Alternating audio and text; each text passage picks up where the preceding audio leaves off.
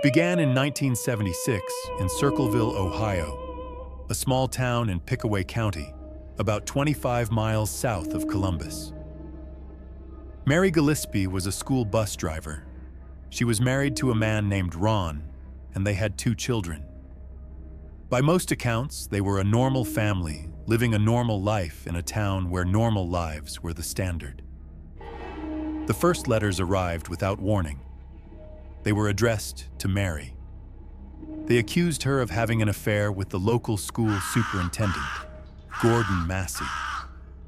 The letters were explicit. They described the alleged affair in detail. They threatened to expose her. They were written in block letters on plain paper and mailed from Columbus. They came regularly. Then they started coming more frequently. Then they came to other people in the town. Mary's neighbors, her colleagues.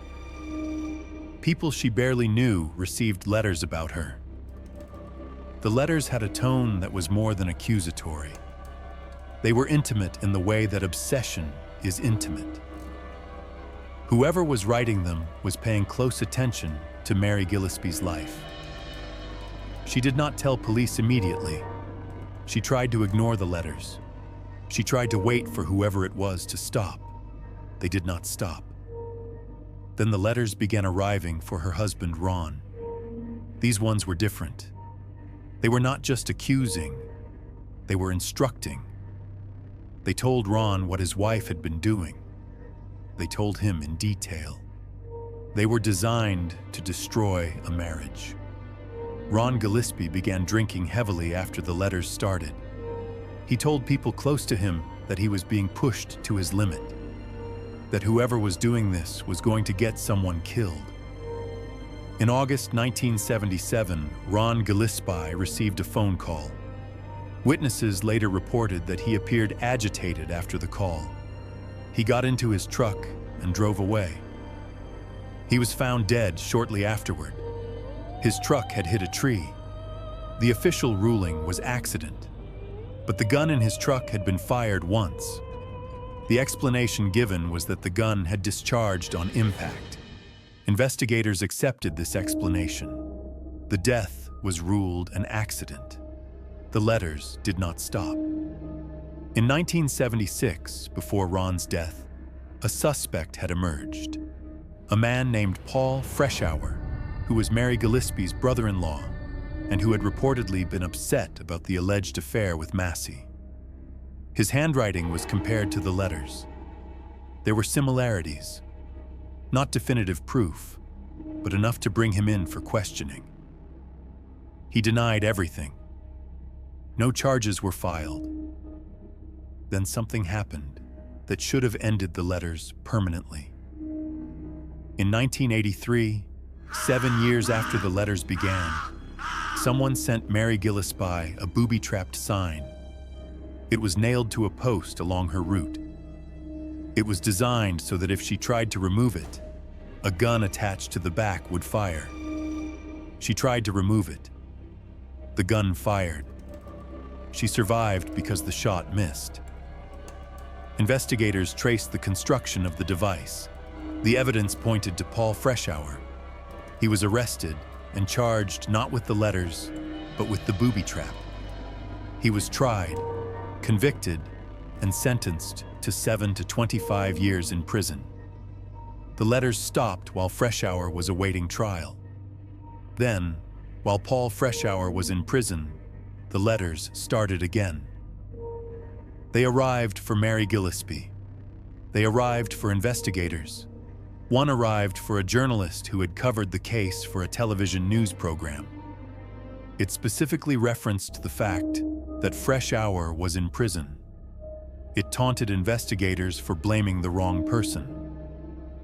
The letters from prison said Paul Freshour was writing them from his cell. Prison officials investigated.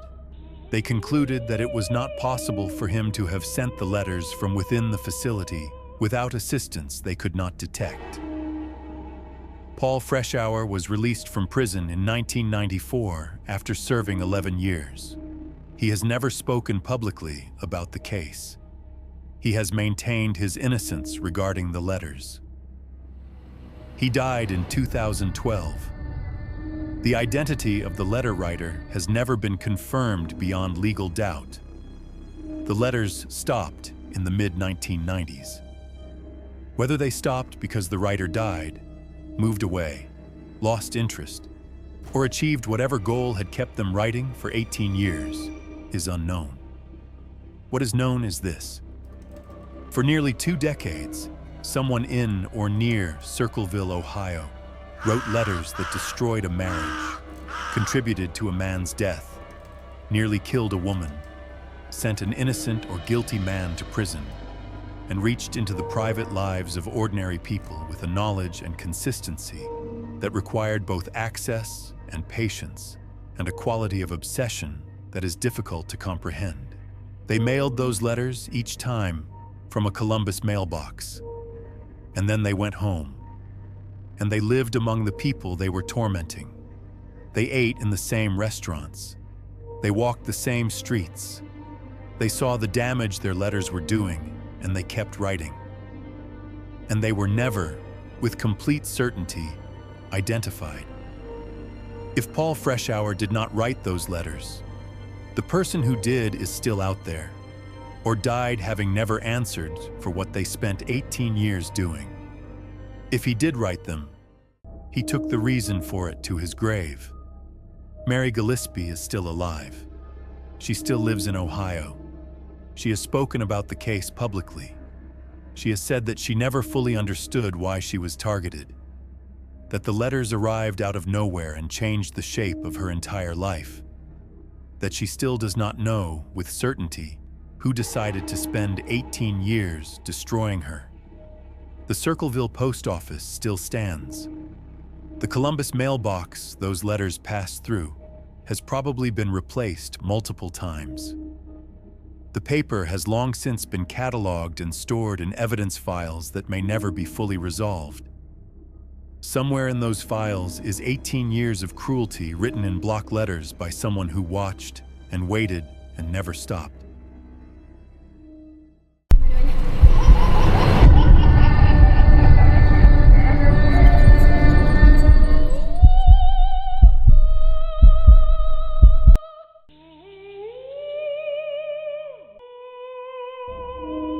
Rain is supposed to be water. That is the agreement. Clouds form, pressure builds, water falls from the sky and lands on everything below and eventually drains away, and the cycle repeats and has been repeating for longer than anything alive can comprehend. People in the Pacific Northwest accept rain with the particular resigned intimacy of people who have no other choice. They know what rain looks like. They know what it sounds like on a roof. They know what it feels like on their hands. On the morning of August 7th, 1994, the residents of Oakville, Washington, a small town in Grays Harbor County, about 50 miles from the Pacific coast, woke up to something that fell from the sky but was not rain. It was a substance that nobody in Oakville had seen before. It fell in blobs, translucent, gelatinous blobs roughly the size of a grain of rice, covering everything outside by the time people started noticing it. Cars, roads, rooftops, the fields around town. Whatever it was, it had fallen over an area of approximately 20 square miles sometime in the early morning hours. And when people who touched it started getting sick, the curiosity turned into something much harder to manage. Dottie Hearn was one of the first residents to report illness. She had gone outside to check on her property after the fall and touched the substance with her bare hands. Within a few hours, she was severely ill. Blurred vision, extreme fatigue, difficulty breathing, vertigo so bad she could not stand. Her daughter, Sunny Barcliff, who had also been outside that morning, developed the same symptoms. They went to the hospital. Doctors treated the symptoms, but could not immediately identify a cause. Animals began dying. A cat that had been outside when the substance fell and had walked through it became ill and died within days. Other pets in the area showed similar symptoms. Livestock were affected. Whatever had fallen from the sky in the early morning of August 7th was not just unfamiliar. It was actively harmful to living things that came into contact with it. Samples were collected by residents. Some were sent to private laboratories. Others were sent to state health authorities. The Washington State Department of Health conducted its own analysis. What the analysis found deepened the strangeness considerably. The substance contained human white blood cells. It contained cells consistent with a eukaryotic organism. It had the properties of a living material. It was not chemical pollution. It was not industrial runoff that had somehow been aerosolized. It was biological. It had come from something that had been alive, or was alive, or contained the remnants of something alive. And it had fallen over 20 square miles of Washington state in the middle of the night. No explanation was ever officially confirmed. The most widely circulated theory was that the substance was related to military testing conducted offshore by the United States Air Force. The Air Force conducted bombing exercises over the Pacific Ocean, not far from the Washington coast, and it was suggested that the blobs might have originated from something disturbed or destroyed in those exercises. Possibly jellyfish or other marine organisms shredded by the explosions and carried by upper-level winds inland to Oakville. This explanation has some scientific plausibility. Jellyfish do contain white blood cells consistent with what was found in the blobs. The timing could align with offshore exercises, but several elements of this explanation have been challenged. The substance fell 6 separate times over the same area of Oakville over a period of 3 weeks. Not once, 6 times. If the jellyfish theory were correct, 6 separate bombing exercises would have needed to produce 6 separate falls over the same 20 square miles. The Air Force has never confirmed or discussed any exercise that would account for this. The illness that affected residents was also never fully explained. Dottie Hearn was hospitalized multiple times in the weeks following the falls. She told reporters years later that she had never fully recovered her prior level of health. Sonny Barclift, who documented everything she could and became the most vocal advocate for a real investigation, reported ongoing health problems that she believed were connected to the exposure. Samples were sent to multiple laboratories. Some confirmed the presence of white blood cells. Others found different results. One laboratory reportedly found evidence of 2 types of bacteria, one of which had no record in existing databases. The chain of custody for the samples was not airtight. Some of the material was lost or degraded before it could be comprehensively analyzed. The opportunity for a definitive scientific answer narrowed quickly and eventually closed. The falls stopped after the 6th event. Oakville returned to normal rain. The roads were cleaned. The cars were washed. People went back to their routines with the particular stubbornness of people who have no other option. Dottie Hearn died in 2014. Before she died, she gave several interviews in which she maintained that what fell on Oakville in the summer of 1994 was not jellyfish and not anything that the official explanations had accounted for. That something had fallen on her town and made people sick and killed animals and been covered over with a theory that was convenient rather than correct. The Washington State Department of Health closed its investigation without issuing a definitive conclusion about the origin of the substance. The substance itself is gone now. Whatever fell over 20 square miles of Washington state in 6 separate events in the summer of 1994 has been cleaned away degraded, washed into the soil, lost to time and weather and the particular way that unexplained things get absorbed into the normal world until they are just stories people tell. Oakville still gets rain, normal rain, water. But on certain mornings when the clouds sit low over Grays Harbor County and something wetter than usual patters on the roof, the older residents of that town have a habit of looking out the window before they open their doors. Just to check, just to make sure that what is falling from the sky is what it is supposed to be.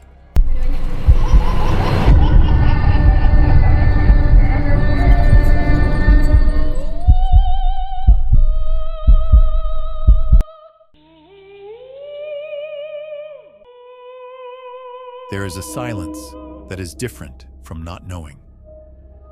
This is the silence of people who know exactly what happened and have decided, collectively, not to say.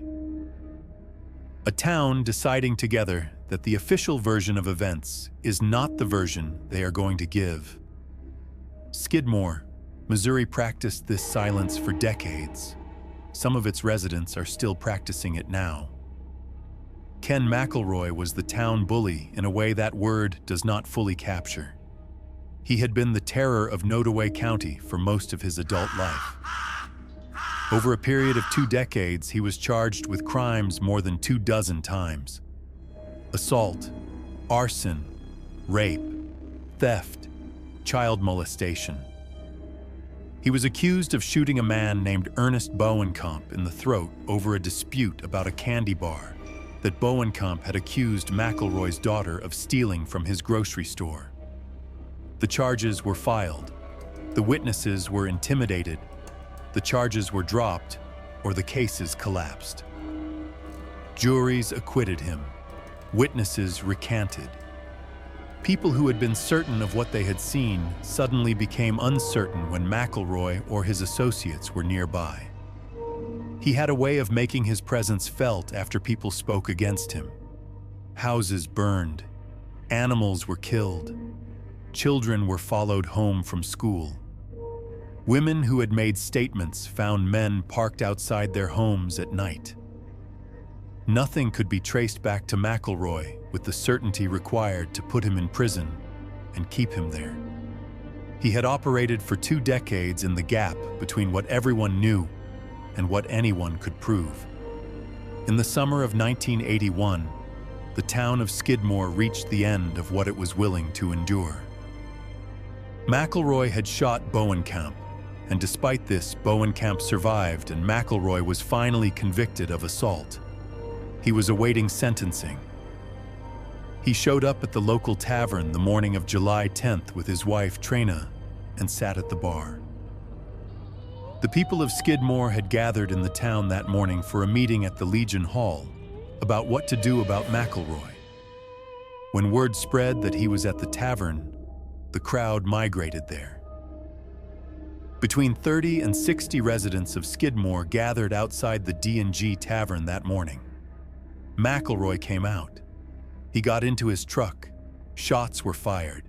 Ken McElroy was hit multiple times and killed in broad daylight in the center of town, with between 30 and 60 witnesses watching. Not one of those witnesses told investigators who fired the shots. The FBI came. The Missouri State Highway Patrol came. Investigators spoke to everyone in that crowd. Every single person said the same thing. They had not seen who fired. They could not identify the shooter. They had been there but had not seen what they had all clearly seen. The investigation ran for years. It went cold and was reopened and went cold again. The witnesses were interviewed multiple times. Their stories did not change. Nobody in Skidmore was going to tell an outside investigator what they had decided together in the minutes after Ken McElroy died in his truck. They were not going to tell. 2 men were identified as likely suspects by various investigators over the years. One was a farmer named Del Clement, who was seen holding a rifle near the scene. He denied firing it. He has never been charged. He died in 2017. The other man whose name circulated in connection with the shooting died before any formal accusation could be made. Trina McElroy, Ken's wife, who was in the truck when he was shot, said she knew who fired. She maintained this for years. She filed civil suits. She gave interviews. The civil suits were eventually dismissed. No criminal charges were ever brought against anyone. The people of Skidmore have been asked about that morning thousands of times by journalists, true crime researchers, documentary filmmakers, and investigators. The answers have been consistent. They don't know. They didn't see. It happened very fast. What is extraordinary about Skidmore is not that a violent man was killed. Violent men have been killed in small American towns for as long as there have been small American towns. What is extraordinary is the collective nature of what followed. 30 to 60 people, some of whom certainly knew each other, some of whom may not have, all made the same decision in the same moment. The decision to protect whoever had done what all of them had watched happen. The decision to maintain that protection for decades against every form of official pressure applied to crack it. That requires a level of community solidarity that is almost incomprehensible in most contexts. These were ordinary people, farmers, shopkeepers, housewives. They went home after Ken McElroy died in his truck, and they lived with what they knew, and they kept their mouths shut. Not for a week. Not until the pressure subsided. For the rest of their lives. The town of Skidmore has fewer than 300 residents today. It had fewer than 500 in 1981. Almost everyone who was there that morning is now dead. The few who remain are old. The secret, if it can still be called that, has been held for more than 40 years. No one has ever been charged with the killing of Ken McElroy. The case is officially unsolved. It will almost certainly remain that way. The D&G Tavern where he spent his last morning is gone now. The spot on the street where his truck was parked when the shots were fired is just a stretch of road in a small Missouri town. Unremarkable. Indistinguishable from any other stretch of road. Except that somewhere between 30 and 60 people stood on it on a July morning in 1981 and watched a man die and went home and said nothing. And kept saying nothing. Until the saying nothing became the whole story. And the whole story is that Skidmore, Missouri looked at what the law had failed to do for 20 years and decided to do it themselves. And then decided, just as collectively, just as completely, to take that decision to their graves.